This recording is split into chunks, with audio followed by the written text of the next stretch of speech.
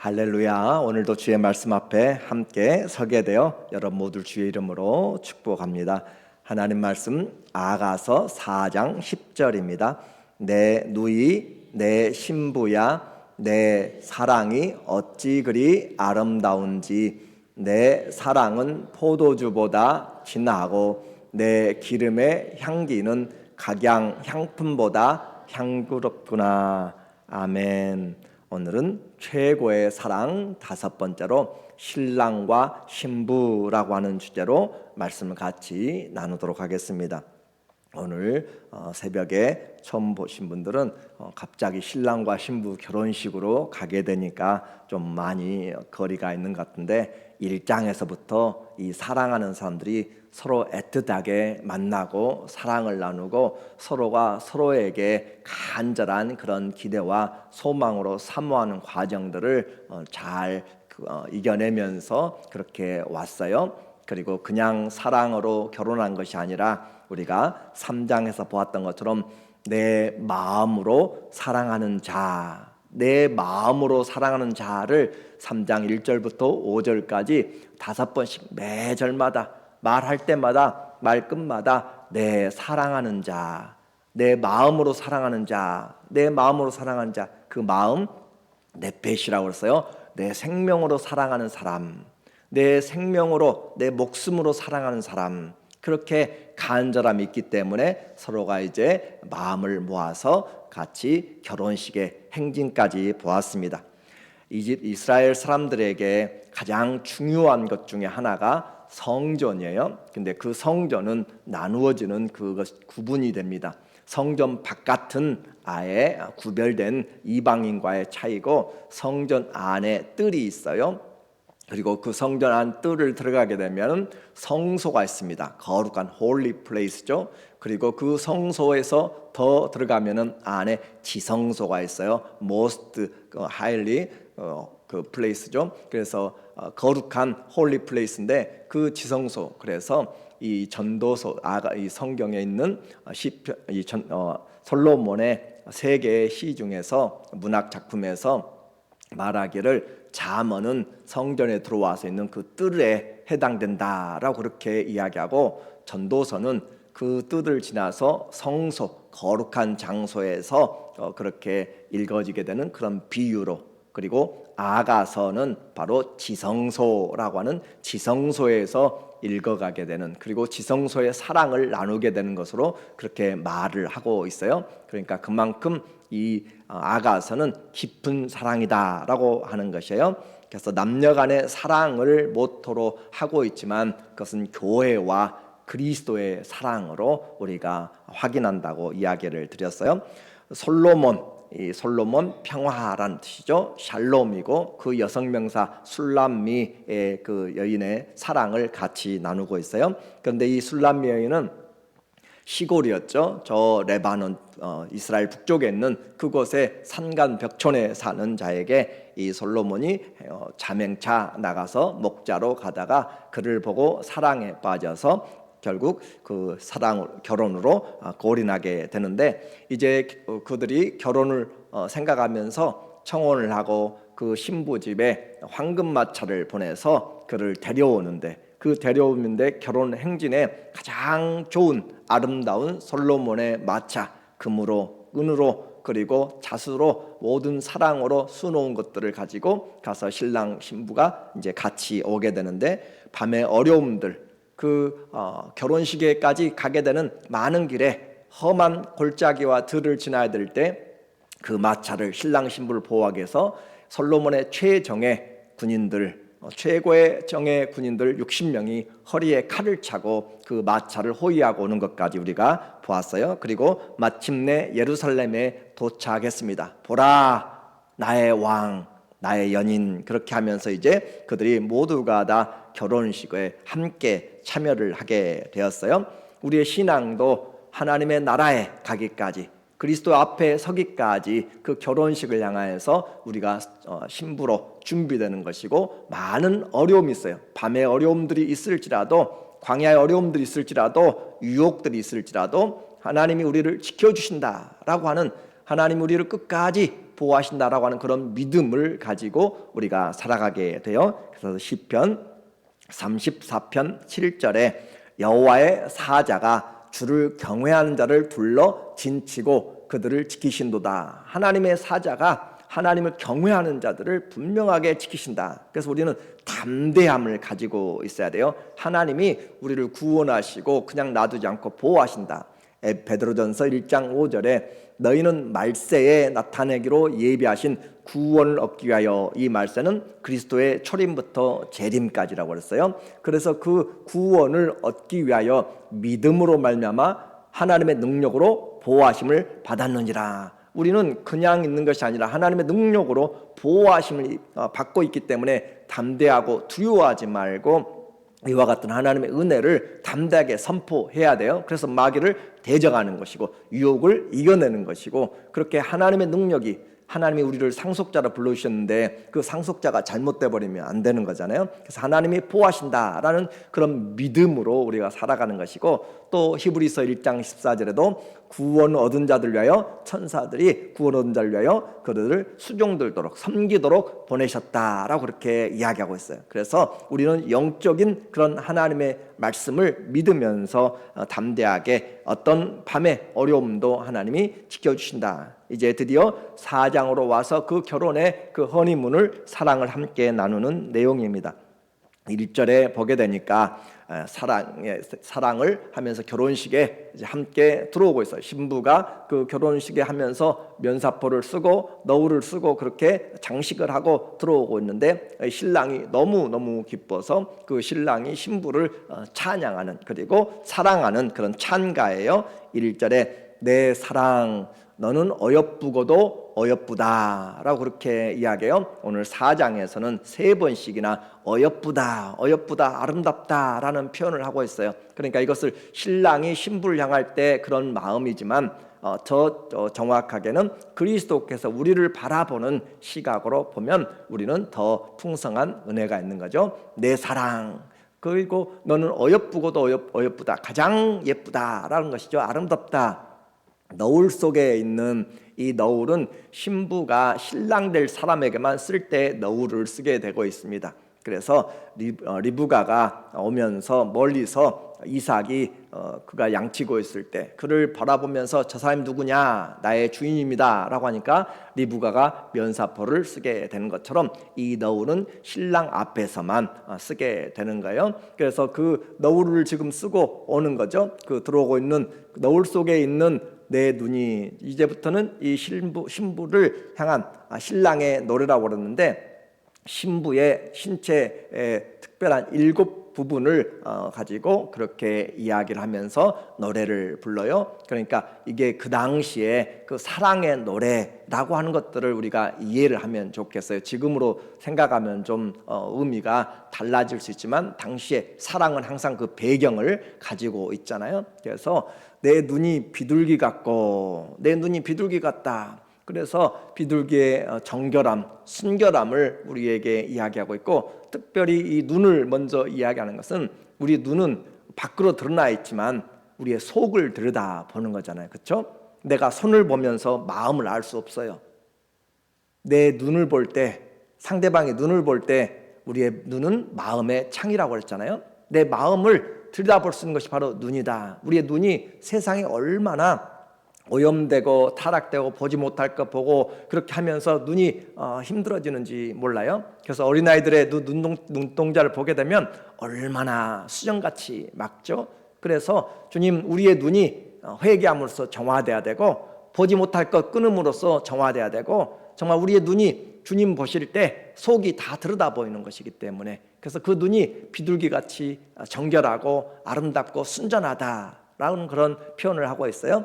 내 머리털은 길르앗 산 기슭에 누운 염소떼 같구나. 그러니까 이 머리털을 보면서 우리는 이 길르앗 산을 잘 모르잖아요. 그러나 그 길르앗 요단강 동편에 있는 것은 그 이스라엘 민족이 가나안 땅 정복하기 전에 2지파 반이 우리는 이쪽이 좋사오니, 왜냐하면 목축하기가 너무 좋은 땅이에요. 그래서 그곳을 구별하여서 자기들이 있겠다라고 했는데, 그곳에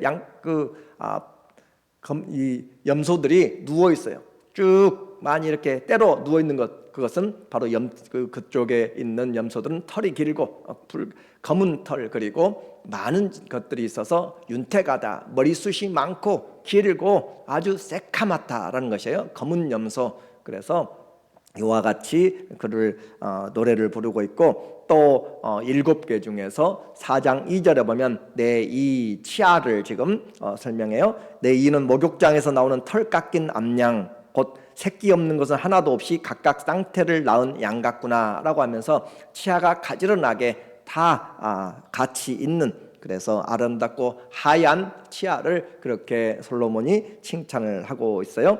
내 입술은 홍색 실 같고 내 입은 어여쁘고 너울 속에 내 뺨은 석류 한쪽 같구나. 옛날에 여러분들도 말씀했잖아요. 앵두 같은 입술, 그렇게 하면서 했던 것처럼 이와 같은 그 사랑을 솔로몬이 왜 이런 표현을 하는가? 술람미 여인이 가장 알아듣기 쉬운 표현으로, 가장 잘하는 문화에서 그가 어떻게 표현하면 가장 잘할까? 우리는 과거에 맹고도 잘 몰랐고, 그렇죠?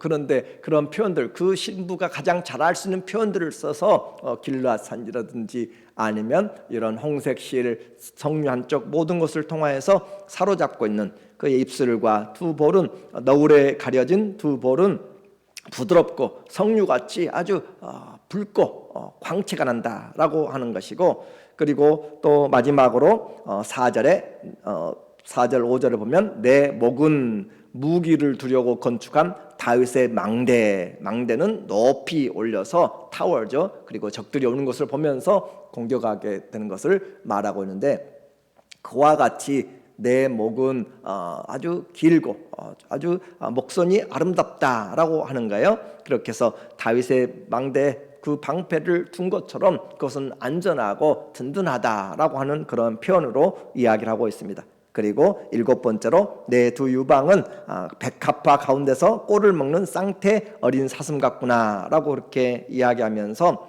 이 신랑이 신부의 아름다움을 만져가면서 감사하는 그의 모든 것들을 칭찬하고 있어요.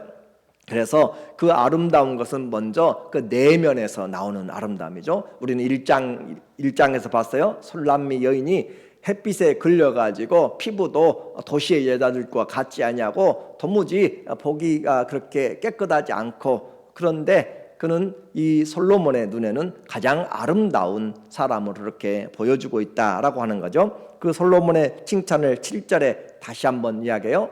나의 사랑, 너는 어여쁘고 아무 흠이 없구나. 1절에서도 어여쁘고 어여쁘다라고 하면서 아주 결론적으로 이야기하는 거예요. 나의 사랑, 너는 어여쁘고 아무 흠이 없구나. 신부가 신랑에게서 아무 흠이 없다. 이것은 그리스도께서 우리를 향한 그런 흠이 없게 만드시려고 하신 그 내용을 우리가 보게 되는 것이죠. 그러니까 이 신부가 정말로 그렇게 아름답고 최고의 그런 미인인가? 그런 것이 아니라 미의 기준이 다르다는 거예요. 그리고 솔로몬의 마음이 이미 이 사람에게 와 있다라고 하는 것이죠. 8절에 내 신부야, 드디어 이 나의 사랑하는 자, 그 사랑하는 자에서 신부라고 하는 단어로 바뀌었어요.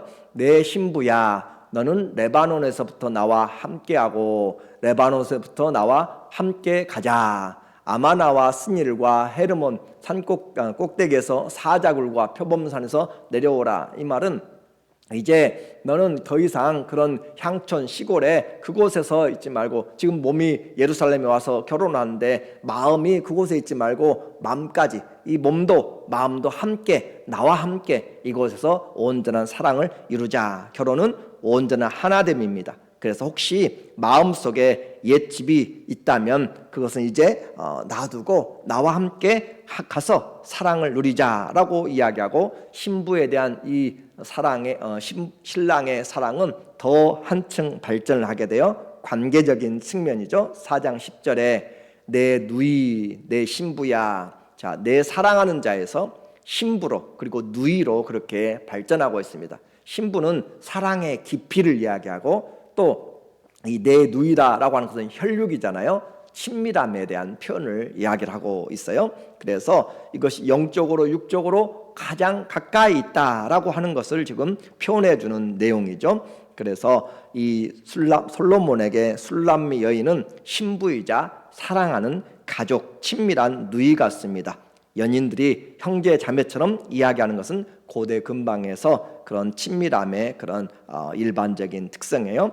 신랑과 신부는 이제 사랑 속에서 결혼을 첫날을 보내고, 솔로몬은 신부의 아름다움을 3번씩 1절, 7절, 10절에서 아름답다라고 그렇게 말하는 거예요. 어찌 그리 아름다운지. 이것은 바로 예수 그리스도와 그 앞에 서게 될 우리 교회에 대한 아름다움의 예표라라고 이야기했습니다.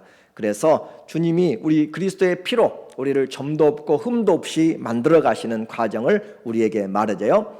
요한계시록 19장 7절에 기대하던 어린 양의 혼인잔치가 있습니다. 우리가 즐거워하고 크게 기뻐하며 그에게 영광을 돌리세.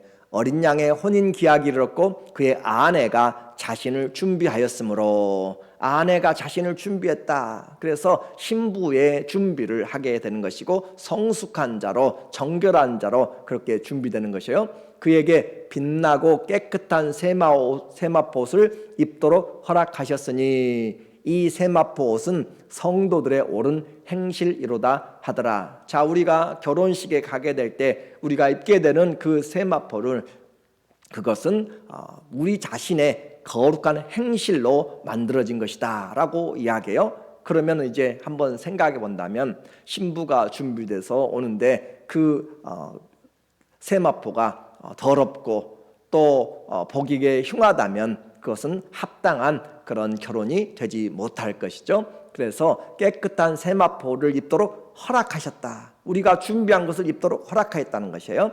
그러므로 성도들의 옳은 행실, 우리의 행실이 얼마나 중요한가라고 하는 것을 말하고 있습니다. 신앙생활하면서 많은 사람들이 예수 믿으면 구원받습니다. 맞아요. 구원받는데 그 다음부터는 정말로 열심히 살아야 돼요. 과거에는 그 주님을 몰랐기 때문에 낭비했지만 이제는 목표를 알았으면, 바울이 내가 표대를 향하여서 뒤의 것은 잊어버리고 앞을 향하여서 뛰어간다라고 하잖아요. 그런데 기쁨의 소식, 그런 성경에 같이 그렇게 예수 그리스도를 믿으면 구원받았기 때문에 이제는 마음대로 편하게 자유롭게 살아도 된다. 그런 것들로 하면 성경을 오해한 것이고 잘못된 것이죠. 오히려 우리에게 성경은 예수님을 알면 그 신랑 한 분을 향하여서 온 마음을 다 쏟으라라고 그렇게 이야기하죠. 데살로니가전서 5장 22절에 악은 어떤 모양이라도 버리라. 우리에게 악은, 예수님 믿으면 집에 갈 때 가끔 그 집에 가게 되면 어떤 분들은 그 집에 불상을, 그 그림을 가지고 있거나 또 밖에 그런 것들을 놓거나 그런 것들이 있어요. 하나님이 기뻐하지 않습니다. 악은 모양이라도 버리라라고 이야기했어요. 그러므로 우리에게 그 악은 주님이 보실 때 기뻐하지 않는 것들은 다 버려야 되는 거죠. 평강의 하나님이 친히 너희를 어떻게 해요?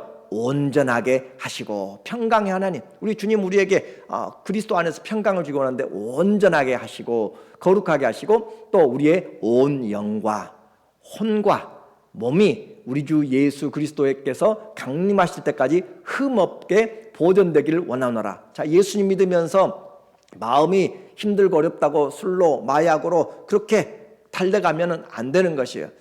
또 우리는 예수님 믿으면서 내 생각이 세상 것들 가득 차가지고 그렇게 하면 안 되는 것이에요. 세상의 즐거움을 쫓아가면 우리에게 주님이 원치 않는 그런 일들로 나타나게 돼요. 이것은 우리가 정말로 잘 보아야 돼요. 믿음이 있다면 행함이 따라야 되는 것이고, 그래서 우리는 영만 하는 것이 아니라 우리의 행실이 거룩한 세마포에 해당된다. 그래서 영과 혼과 몸이 그리스도께서 오실 때까지, 그래서 우리는 예수님 구원받으면 어떤 생활을 해나가는 거예요? 성화해야 되는 것이죠. 생크리피케이션이죠. 성화되어가는 과정을 우리가 해나가는 것, 그것이 신앙입니다. 예수 믿으면 정말로 화평케 하는 자, 너희가 화평함과 거룩함이 없으면 주를 보지 못하리라. 히브리서 12장 14절에도 분명하게 우리에게 말씀하고 있어요. 예수님 믿으면 그때부터 주의 사랑으로 하나 된 거예요. 이와 같은 신랑의 사랑에 대해서 이제 신부가 마지막에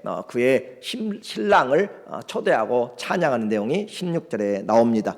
북풍아 일어나라, 남풍아 오라. 이 북풍과 남풍은 신랑을 의미해요. 나의 동산에 불어서 향기를 날리라. 나의 사랑하는 자가 그 동산에 들어가서 그 아름다운 열매 먹기를 원하노라 라고 하면서 신랑을 받아들이는, 그래서 신랑의 칭찬을 들은 신부, 온전한 사랑, 유일한 사랑, 그래서 다른 사람이 없는 것이에요. 이것은 신랑 되신 그리스도만 바라보는 우리의 삶을, 신앙을 지키는 교회의 순수성을 말하고 있습니다. 그래서 교회는 그리스도가 없으면 의미가 없어요. 더 이상 그리스도가 없는 교회는 아무런 의미가 없습니다. 오늘 주님과 함께할 때 교회가 되는 것이고 풍성한 사랑과 은혜가 있게 되는 거예요. 이 시대 교회, 이 시대 성도들, 우리가 있지만 우리가 주님이 주되지 못한 그런, 주님이 나에게 온전히 주님이 되지 못한 삶이 얼마나 많은지 우리는 이 아가서를 통하여서 확인하게 돼요. 이렇게 살아가는 사람, 그 그리스도가 내게 주님이 되지 못하고 살아가는 사람들은 그날을 장담하기가 어렵습니다. 우리 신랑 되신 주님은 생명을 주어 우리를 사랑했습니다. 에베소서 5장 25절에 그리스도께서 교회를 사랑하시고 그 교회를 위하여 자신을 주심같이 하라. 남편이 아내에게, 아내가 남편에게 그렇게 사랑하는 부부관계도 동일하게 이야기하는 거예요. 그래서 이는 곧 물로 씻어 말씀으로 깨끗하게 하사 거룩하게 하시고, 그리스도께서 우리를, 교회를 얼마나 깨끗하게 하셨는가, 자신을 주어서 그랬어요.